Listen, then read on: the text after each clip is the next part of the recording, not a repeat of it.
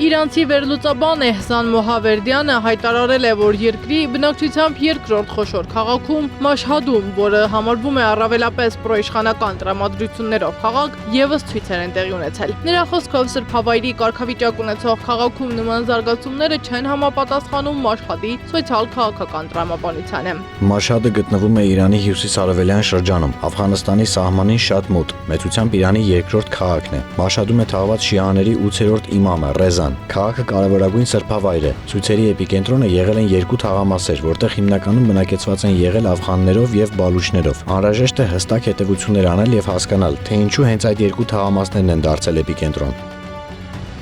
Իրանում հրատարակվող հայկական ալի կորաթերթի խմբագիր Արամ Շահնազարյանը հիշեցնում է, որ Իսրայելի կողմից Իրանի դեմ սանձազերծված 12-օրյա պատերազմի ընթացքում Իսրայելը ըստ իրանցի աղբյուրների աֆղանցի փախստականներ էր հավաքագրել Իրանի դեմ գործողությունների համար։ Երեք պիկն է եղել այս ցույցերի պիկներ ու